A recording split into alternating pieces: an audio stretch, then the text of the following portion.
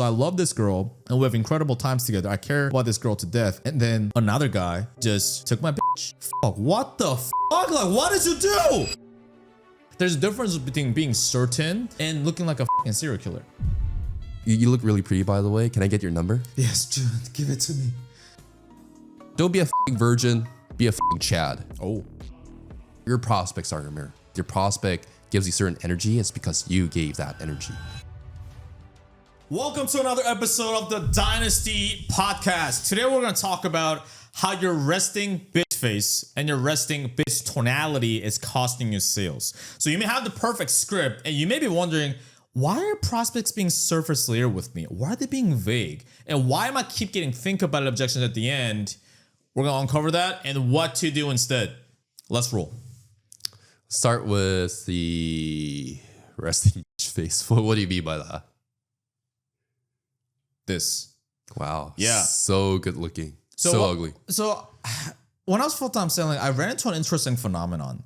And that interesting phenomenon was at one point, I got to a point where my scripts back to front to back, I know everything. Someone could wake me up at 3 a.m. I can still go through the script. Why? Because I've done it. And it's not something what am I going to say next? The words already were coming out of me. So as Matt would put it, it's not something you do. You already find yourself doing it.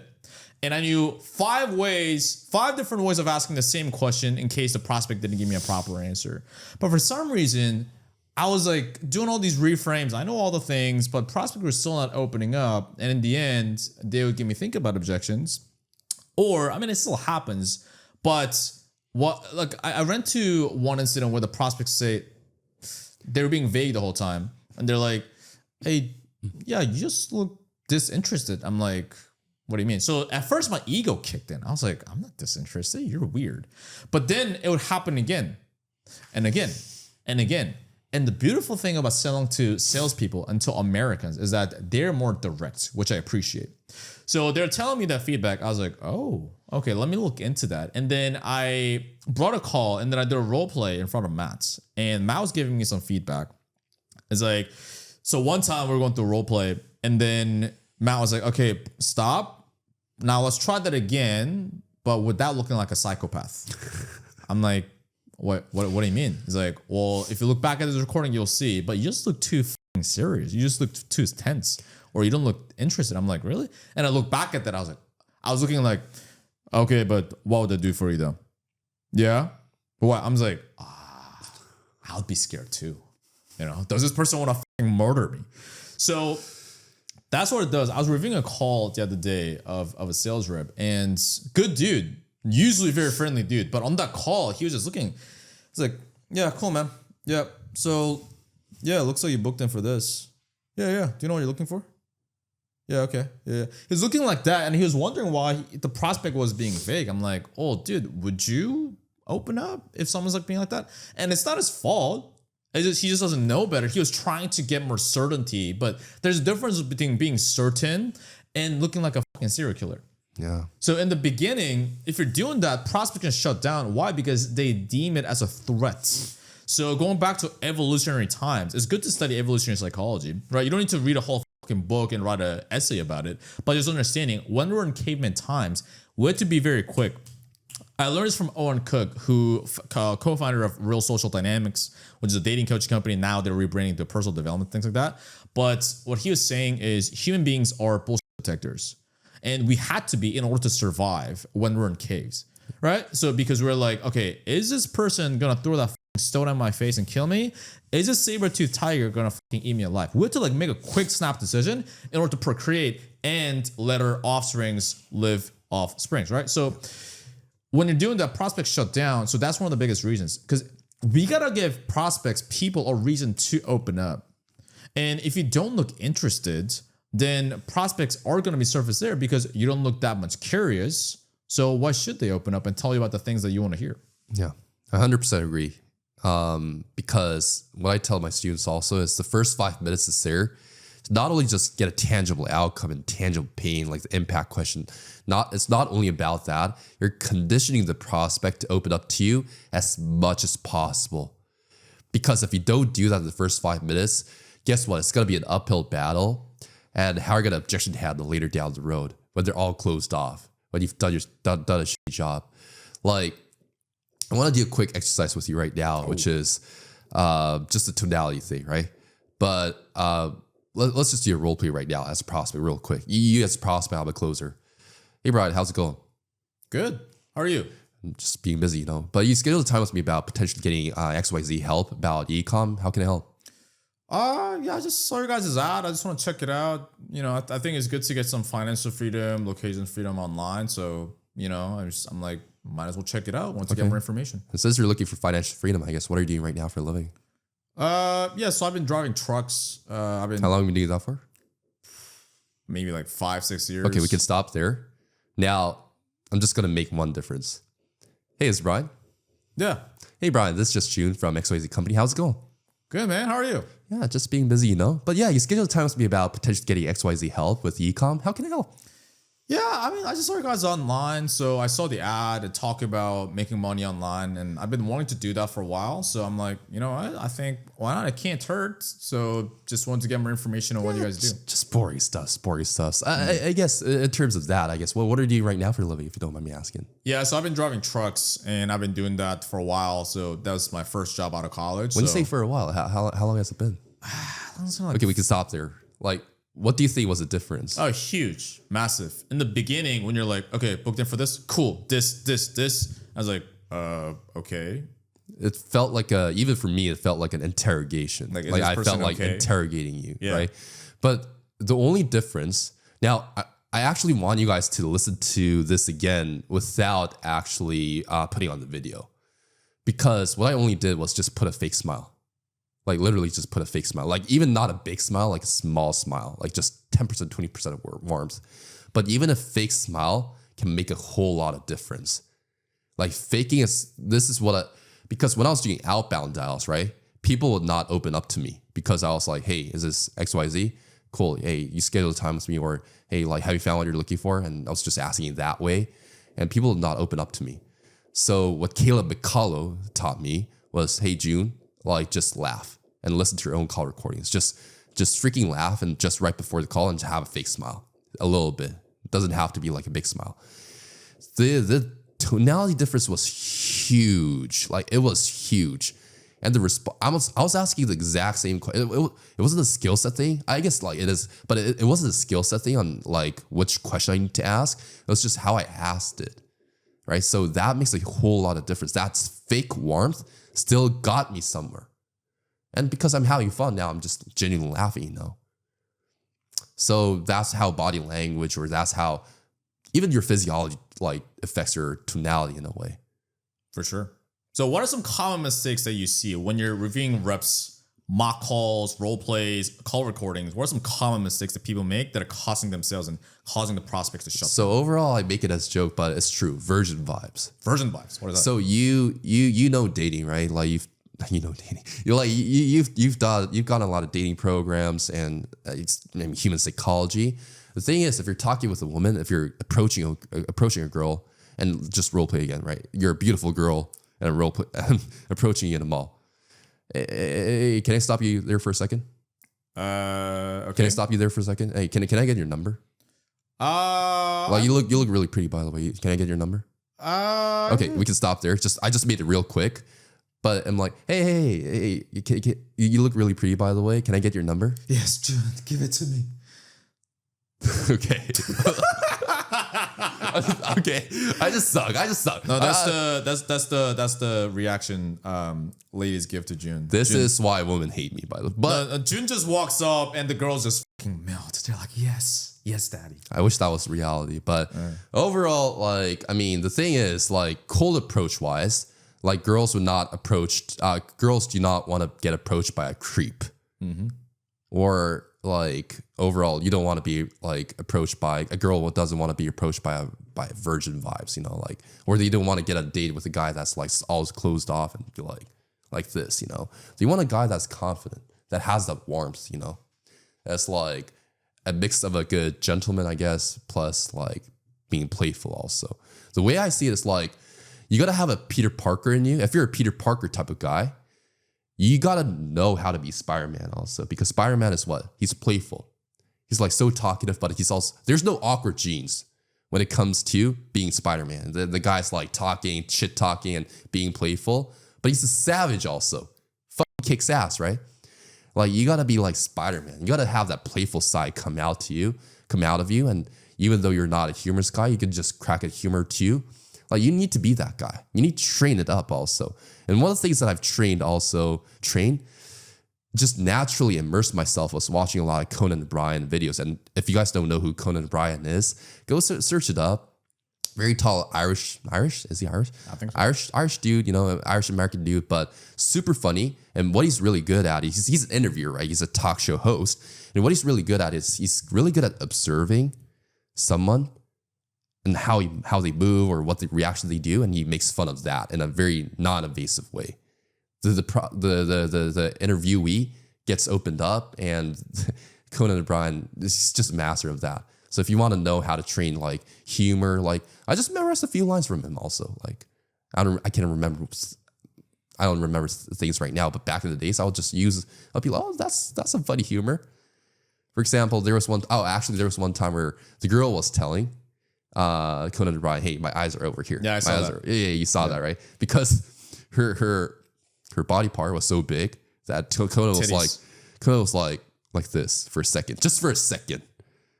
And I don't blame that guy at all because I would have done the same. But he was like looking at this, and the girl was like, Conan, my eyes over here.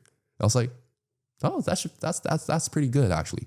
So when I objection handle with someone and I see the other way around, if I see a body language like slowly that person closing off, I'm like, dude, my eyes over here. My eyes over here. Look at me over here. There's nothing over down there, There's nothing, So, Again, trying to get us canceled. But that's how important body language is. That's how important like being playful and having that warmth is, overall. So, again, don't be a fucking virgin. Be a fucking Chad. Be like Jun. Chad vibes. Yeah, so in the dating community, they call it the sub-communication. So there's the verbals and there's the non-verbals. So sub-communication will be the non-verbals, which is what? Not your words, but your facial expression, your tonality, and your body language. Those are the main things. Now, we all heard, it's not what you say, it's how you say it. But people don't really take it as seriously because it's like a cliche thing in the industry. But it's fucking true. As we saw in the example that we did with just June, that role play, huge difference there. And one of the biggest mistakes, at least the one I went through, was my facial expression and my tonality, especially my facial expression. If you're coming from a culture where you're not that expressive, Asian culture, Eastern European culture is also like that, where you don't express it that much, right? Yeah. Like if I look at the Russian girls that I've dated, man, God, like when you're talking to them, they're so dry, but like they'll later text you like, oh, I love you so much, heart emoji. I'm like, oh, okay. Like I'm like, I thought she was like pissed off, but like that's the thing. I was my sales calls. Like that's funny because I made a post the other day, and then. Like there are people that comment, like people that I've sold when I was at 7, like they'll comment like, dude, I thought you hated me. And then like, they're like, oh, but when you said KBF, it was funny. So like I started laughing. So my problem was I just looked disinterested in my facial expression and my tonality, right? Because in Korean language, we don't have that many modulations in our voice, and we're not that expressive. In American, especially Canadian culture, there's a funny TikTok of this girl where it's a Russian girl, but she grew up in Canada or something. And there's a difference between when she goes to a grocery store in Canada versus when she goes into a grocery store in Russia. So when you go into a Canadian grocery store, you're like, hey, how are you? How's your day going? Oh, awesome. Do you want plastic or do you want paper? It's like, I want this. MasterCard? Yeah. And then when the Canadian girls goes into the Russian store, the Russian cashier is like, yep, that. And they actually throw money also. Yeah, they're like, yep, okay. And the girl's like, can I get plastic? And the cashier's like, yes. And they're like, thank you so much. And the cashier's like, yes, it's not, yes, of course. So that's typically, but when you're talking to, you gotta understand the demographic you're speaking to. Because if I'm selling Korean people, I'll be more calm. Right, but these days I'm more like I'm talking to Western people like Australia, UK, North America, so on and so forth. And I'm more expressive. I'm like I force myself to smile because if you don't, they're gonna get a misunderstanding that you're not that interested. So if you're not that interested, they're gonna shut down and they're gonna feel like it's an interrogation. So what I started doing is I actually hired the coaches at RSD, Real Social Dynamics. Right. not in the purpose of dating per se, but for my sales calls, because those guys, they're talking to like interacting with so many different social situations with women or people in general that they had to get better, right? Especially in a club setting, they had to get people's attention. They had to engage people, right? Whether public speaking or meeting people at like a loud event. You're competing with like the fucking DJ. Tiesto's playing in the background, right? Fucking fog machine coming up, like confetti's coming from the sky. So they have to get very good at engaging people. So how you do that is in the beginning, like I forced myself to have more dynamics in my facial expression. So what I started doing was either in the mirror or I'll put up Zoom, but no prospect, it's just me. But I'll start like over exaggerating my facial expression, like kind of like how I'm doing now. So I'd be like, wow. Like this, which probably look ridiculous. Yes, I know. That's the whole point, is that you're supposed to go the other way. I make this analogy often, which is you want to find your snapping point. Let's say you have a slingshot and there's a rubber band. You need to know how far you need to pull back the slingshot in order to know when it's going to snap or not. Otherwise, you just don't know, right? So if you're on the other end of the spectrum where you're not that expressive, you don't look that much interested, you can tell that people are not opening up, then you have to go the other way of over exaggerating in your facial expression, in your body language, and also in your tonality. Yeah. Because otherwise you don't know. And it's gonna feel fake. It's supposed to feel like that. And I also practice in the mirror almost like I'm a singer. Singers and actors do this. And before I came here too, in the Uber I was doing this. I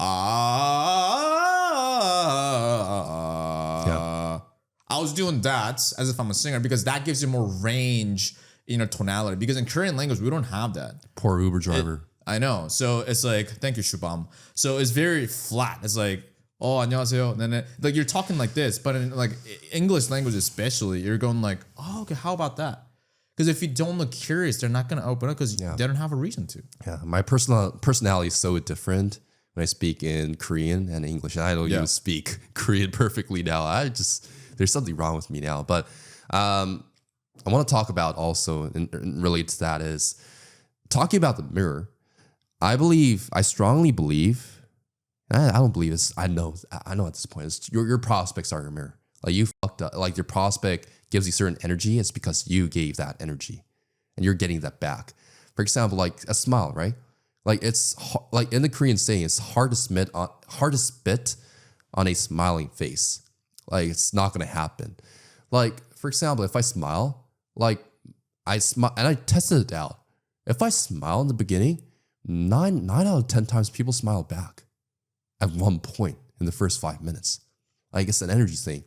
And also because we think if we're happy, we smile, but it works the other way around. Which if we smile, we become happy also. Strangely enough, physiology does play a part in psychology, you know. I use that to my own advantage. So, right, there's times where I'm like in the beginning, I'm friendly, and then there are times where I'm challenging the person. I have my own pre-handling sequence also. And after the pre-handling sequence, I go back to future pacing. And the whole point of future pacing is creating that emotional gap, giving them that dopamine strike, making sure that they imagine what it would feel like to be that person. And having that emotional, tangible feeling attached to that, right? What I actually do is when I start asking future pacing questions, for example, my first future pacing question would be, so what is your higher standard? Like, how much do you want to be making in the next 6 to 12 months down the road? So I put a smiling face back because I want to emphasize that it's a happy moment now. I want to magnify that, you know? So I smile intentionally, and guess what? People smile back again. Oh, I want to make 10K, 20K a month. Oh, what would that do for you personally, though? How would life be different than it is right now, you know? And then because I set a serious tone like just 2 seconds ago, and now I'm smiling, it gives a good contrast. And second of all, people smile back. And when they smile back, like it makes the memory, it makes the emotional gap even stronger, you know? So I intentionally smile back when I'm future pacing someone just for that. And I always get it back. I always get a smile back. And I felt like that was like one of the key moving factors of really just cracking the code in terms of like closing as well. Yeah, 100%. Because it's almost like there's a baby and a parent. Like if the parent goes like this, the baby's gonna go like this, right? Same kind of concept there. And what's important is you have variation in your tonality and the speed at which you're talking and asking the questions. Because if you're talking the same tonality the whole time, it could be good default tonality, but when you're asking more important questions, like asking about their emotional goals and their problem, it's not gonna have that much weight. Why? Because it's the same as all the time, right? So typically, and I have a whole sub-communication decision tree as well. How I look at it is in the beginning, more light, like you're saying, playful, like you're confident. There's a huge difference there. A lot of people think it's neutral. They're trying to be neutral about what they come off as timid and uncertain, which is what you don't want. You're going in confident, but still you're like, nothing's so serious. Yeah. Hey, Jun, can you see me okay? Cool, man. Well, yeah, looks like you booked in a call for this. Is that right? Right? So what you're doing there, but in the role play you did, a lot of people talk like that. They're like, yeah, cool. So it looks like you booked a call for this. Yep. All right, cool. They're kind of talking like that. It's too serious that people shut down. Yeah. But if you're going like nonchalant, like, yeah, cool, man. It looks like you booked in a call for this. Cool. Do you know what you're looking for when it comes to what you want out of a business? And that first question, when you're trying to get the overarching outcome they want, I like to be more curious and like upward inflection. Some people do a downward inflection. Well, do you know what you're looking for? Because they're taught by sales trainers that you got to have a downward inflection, but it's contextual. There are times to do that. But in the beginning, you want to, like, when you do more curious tonality, what that does in your facial expression, well, do you know what you're looking for when it comes to what you want out of a business? Do you know what you're looking for upward in terms of this? When you do that, if you look curious, now people want to clarify. That's what the sub-communication does. Yeah. Right? So I was at the gym the other day and I was walking back home. So I was at the gym and then it's like, it's kind of attached to my building. And then I was walking through the lobby and I saw a cute girl sitting there and I started talking to her. In the beginning, it was a bit lukewarm. She was like, yeah, kind of platonic. And then I asked her, hey, yeah, so what's your favorite food? And she's like, yeah, I like Greek food. I like Mediterranean food. I was like, do you like Greek food? Do you actually? I did that. I was like, do you really? So more emotion, more curiosity. And what that did is her eyes started opening up more. She started leaning in. She's like, yeah, I do like Greek food. Oh, cool. What kind of Greek food? So that's what helps people open up. So same thing. It's like if they're talking about something like, I wanna retire my parents. Oh, that's awesome. Why do you want to do that? Where's it coming from? But if you say like, oh, that's awesome. Where's it coming from?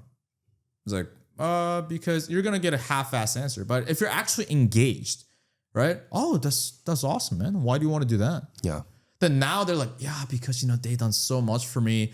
Now they open up. You got to give people an incentive to open up. Yeah. So and if the answer is like, I want to do this, oh, that's amazing. Yeah. So what that does is like now they get a reward, right? Pavlov's dog. I'm not saying people are dogs, but it's an example of now they're like, okay, cool. Ring the bell equals food, right? Okay, this person looks interested in what I have to say. I open up more, give more emotional answers. What does that do? More urgency, more gap to the sale, which means you prevent objections more. If it does happen, more easy for you to overcome. Yeah. I want to talk about body language also, which relates to the dog thing, right? Is, for example, when you're welcoming someone into your house, what is the normal body language? It's like, hey, welcome in, right? Or when you're going to shake someone's hand, like if you're a Chad, you wouldn't go like this. You would go like this, right? Like with your hand, like with your whole body language open, like it's like your back is straight and you just go with a firm handshake, right? Same thing with a Zoom call also. It's like, I tell people like, don't do this in the beginning of a call. Don't do this. Why? Like you gotta show welcoming in the call. Like I told you, like in the first 5 minutes, like I tell everyone is to have someone open up, show an open body language, right? Hey, welcome into the call. Like exhibit confidence. They don't know you yet. Even if you're always like this and you think you can show confidence, why not just increase your chance to be like, this is my house, welcome in. Welcome to my call. This is my call, but welcome in though, right? Chat vibes, right? And second of all, the reason why I don't like this, like there are times where you need to lean in, but the reason why I don't like this body language is because you're talking down. Yeah. Like you're talking down, your tonality is getting affected, like your aura and everything. It's like confined, right? It's like confined. It's like this. Like one thing I tell my clients also is to speak loud. Like when we're closing together in the same room, you're fucking loud. Oh yeah. Like the thing is, like there's nothing much you can show in a Zoom call, right? You're not meeting the person in person. And one of the things is like if you're confident, you're exhibiting. If you're confident, you got to be loud. Because I think it was Owen Cook or someone said it, but we're all conditioned to not speak loud. Yep. Like the social norm is, hey, shush, we have to be quiet in public, or don't talk at school. The one that talks out loud is always the peacock, always a weirdo. But that's why that person's special, He doesn't go by the norm. So when you're in the call, like be loud also, or speak clear also, right?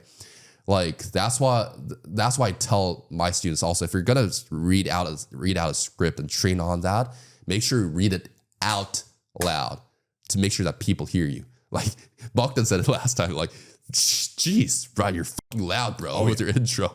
Like the guy was genuinely irritated. So that's number one. Number two is, for example, if you're asking a situational question like, hey, what are you doing right now for a living? Or what are you doing right now in terms of lead gen? Or how long have you been doing that for? You want to ask that very casually. Like you don't want them to ramble in that, right? You just want to get facts and then move on. So you want to get a knee-jerk type of reaction, right? Which is, hey, like, what are you doing right now for a living? Oh, yeah, I'm a plumber. And how long have you been doing that for? You want to make it casual. And then when you're asking a problem awareness question, like trying to get pain now, emotional pain.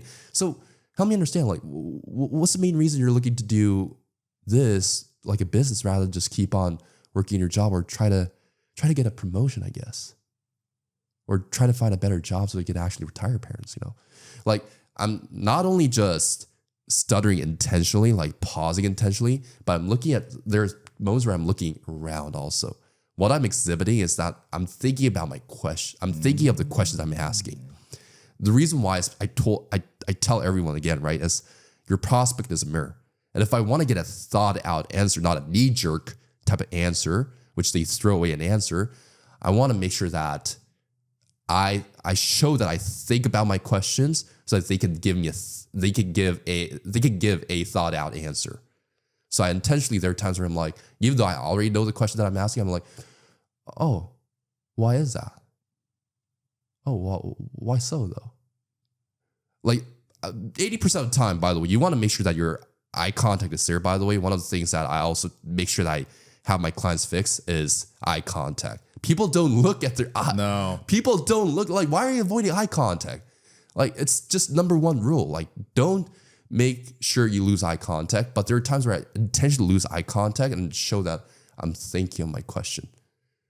And if you do that out of like 20% of the time, then you get a thought out answer, right? Well, what's your take on that? No, 100%. And the thing is, sales and acting are so similar. That's what I love about it. So, you may have heard different people talking about it, right? Eli Wild was actually, he was an actor, right? So I don't know if it was before sales or like while he was doing sales. I think maybe it's a little bit of both. But when you see people, by the way, as a side note, we all know that one sales guy on our sales team, where if you look at his call, it's not like he's doing crazy reframes. It's not like he has a like amazing script.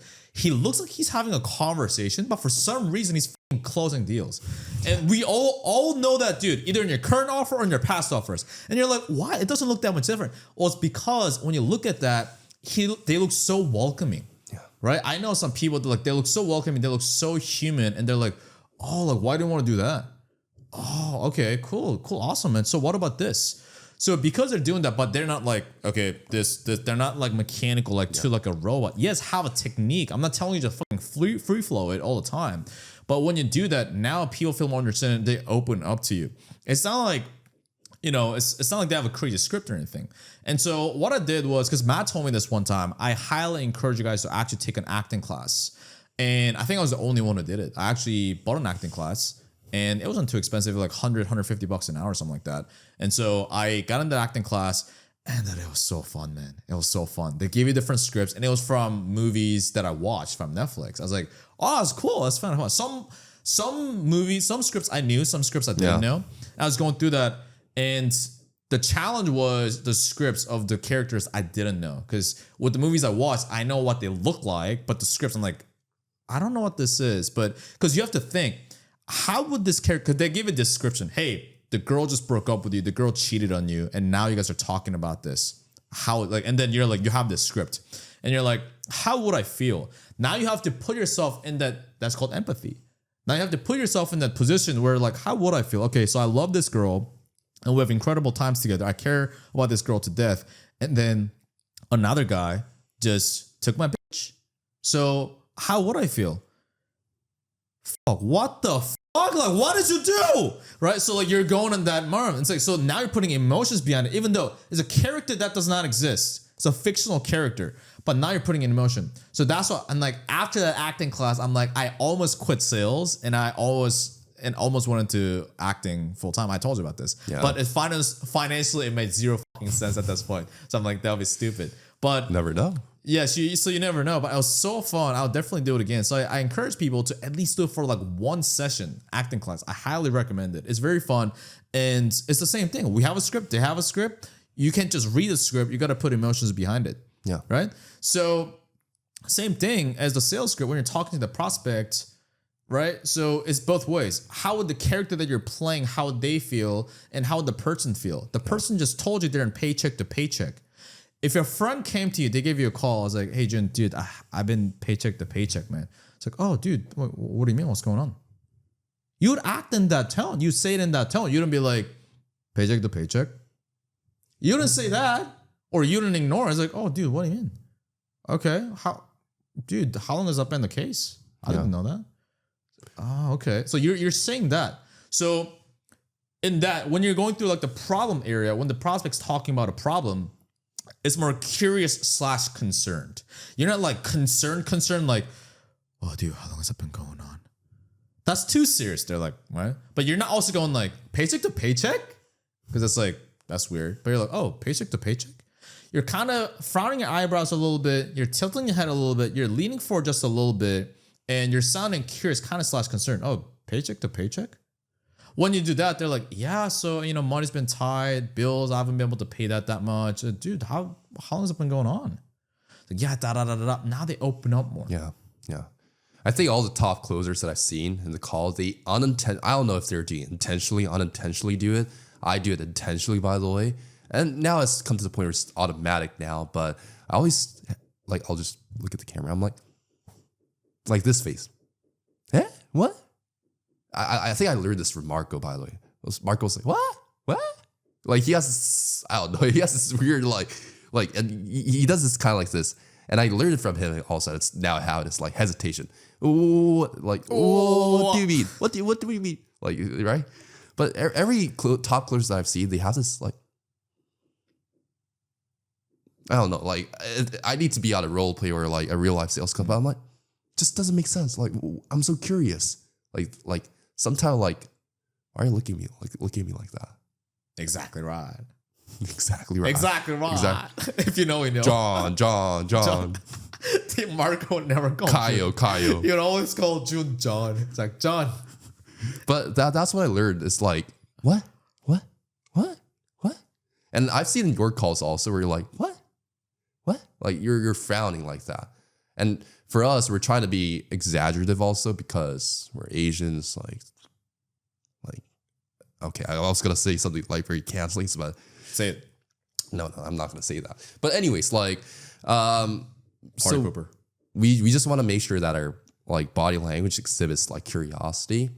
And one thing that you mentioned about like how it should sound like in a conversation, like I think like the perfect example would be like, because what I've seen is a lot of closers, they lack proactivity in the call.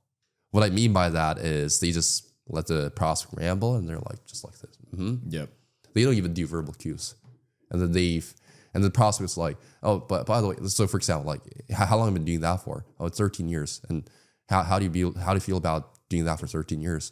Well, I feel bad, but it's just my job. I love putting food on the table. So at that point, they felt bad, but they just justified it with but, right? And it's just a wrong example. Like, I mean, that's not the sequence I go, but like what you should have done was cut them off in the beginning, right? Like feel bad? What do you mean, right? Or you hate your job? What do you mean, right? You should have cut them off, but they just went on a ramble and they just sit down and just get all that verbal diarrhea. But Jun, isn't that rude to cut people off? It's actually not rude. It's actually you're sharing that you're caring and you respect the person enough. Because think of it as, I like to put it this way. Imagine two girls, two like besties, they met in a cafe and they're talking about like one girl broke up because they had a shitty ex or something like that. And then how they conversate, how do they talk with each other? Hey, baby girl, I just broke up with this guy. Oh, that guy was total shit, by the way. Oh shit, yeah, I know. Like she was so shit. It's the girls are engaged in the conversation. They are not afraid to cut each other off, and no one gets offended because like they have something to say. They're so engaged. They're so interested in each other, right? If you're genuinely interested, you cannot help but cut in. Like you cannot help but cut in because like you're genuinely showing interest.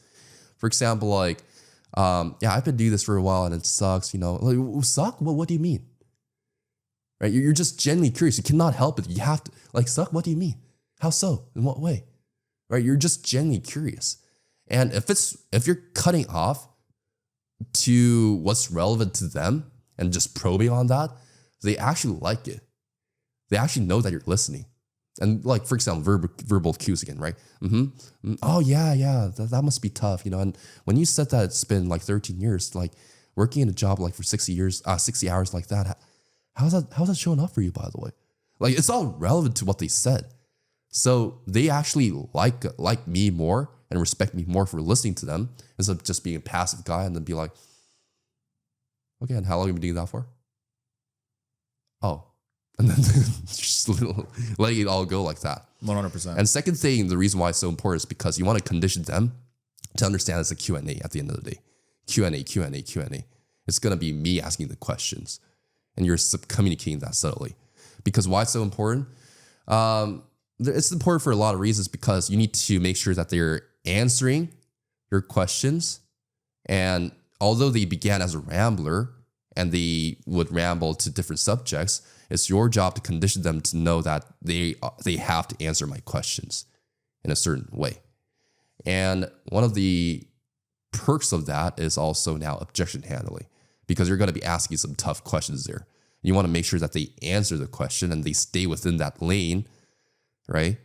And not get out of it and say like, hey, you're right, by the way. Oh, you're right. Oh, yeah. But can we have this conversation later? You don't want them to be like that. You want them to be conditioned where they're answering a question, even in objection handling, when tough questions arise, Yeah. What's your thoughts on that? Yeah, 100%. Because the thing with interjecting is so there's one way of doing it, which is people feel like you're actually cutting them off so it can come off rude. And there are ways to do it where it doesn't come off like that at all. So wrong way of doing it is, let's say you talk about something and let's actually do a role play. Let's do it. Let's go through a wrong example, right? So I'll be like, hey, Jun, can you see me okay? Yep. Cool, man. Well, yeah, looks like you booked on a call about possibly starting a business to make more money. Is that right? Yep. Cool, man. Well, do you know what you're wanting to get out of something like starting a business? Be a rambler, by the way. Yeah, be a rambler. Yeah. I just want to, I don't know, like I've been just meeting my friends nowadays and my friends, they've all been successful business owners, and they just, one guy set up a construction company recently, by the way, and it's been doing like $1 million a year. So what are you doing for like living now? Because I'm curious, like what are you doing for living now? Oh, I'm working in construction, Oh, okay. How long have you been doing that?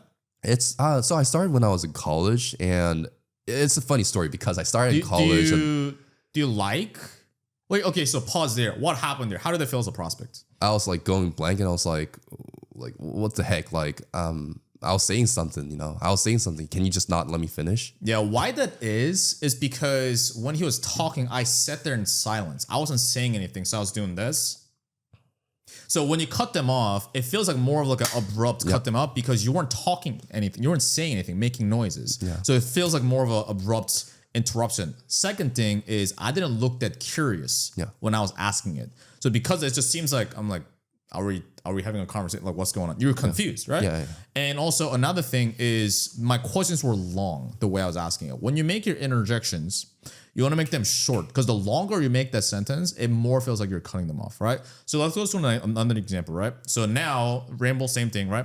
Yeah, do you know what you're looking for when it comes to what you want out of a business? I'm not sure, but I know that my friend started a construction company 13 years ago, and it's doing now like he was going through a really tough time, by the way, and his family fell apart. But I saw him like being resilient, and he's now that guy now does $2.4 million a year. You know. And what about you? What do you want?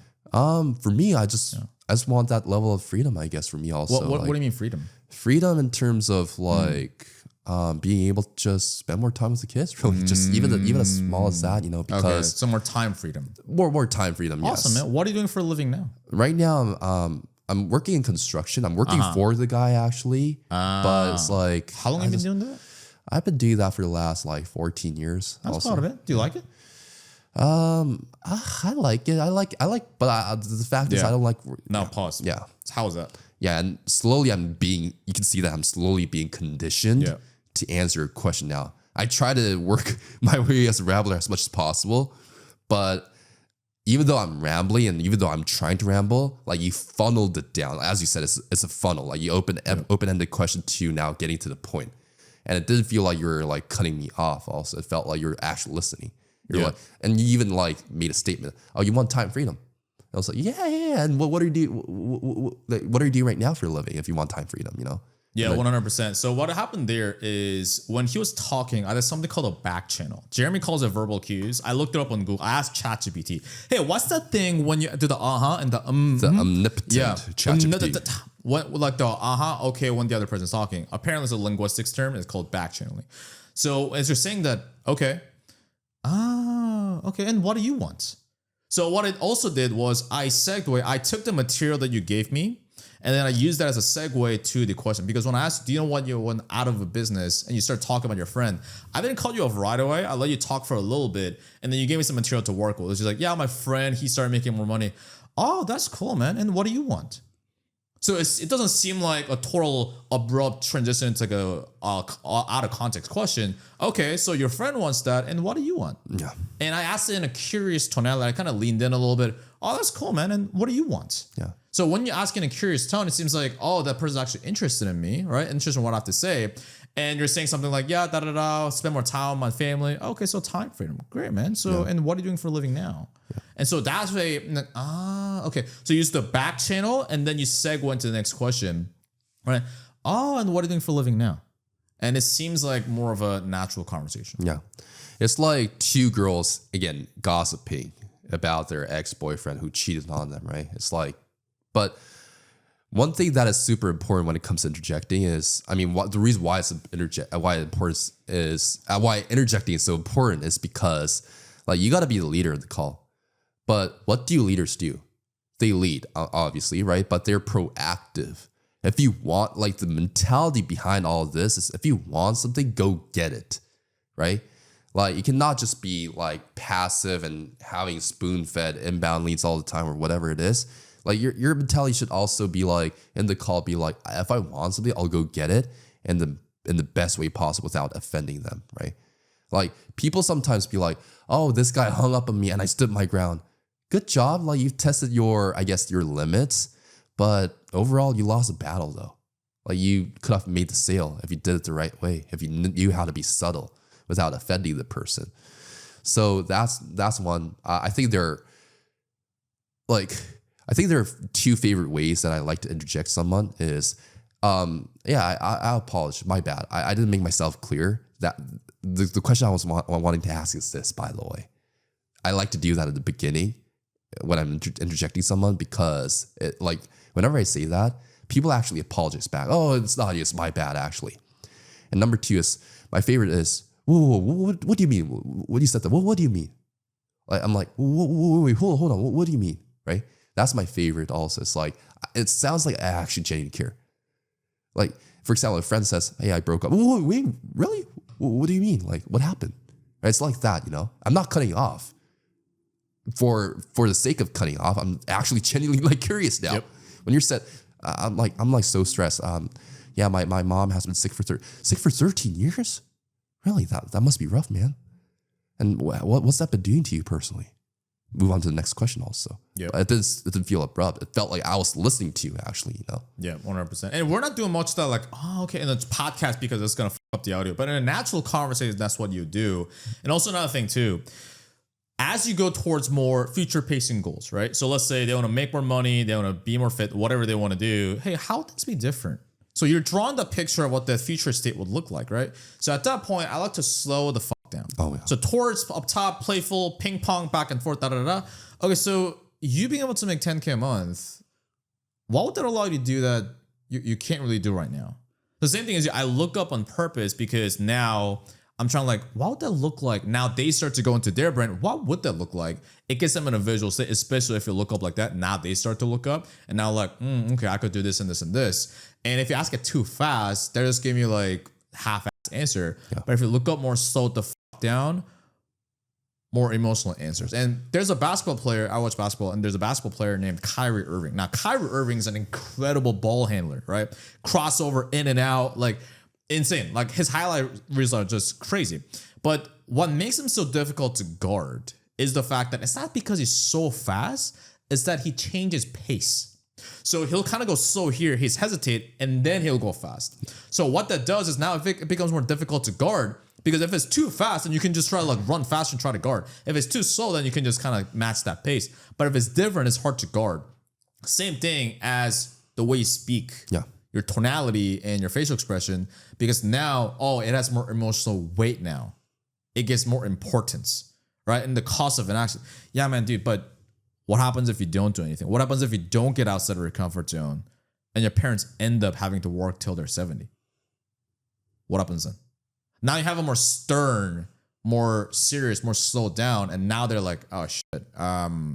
Yeah, I mean, that wouldn't be good. Yeah, but like what would actually happen though?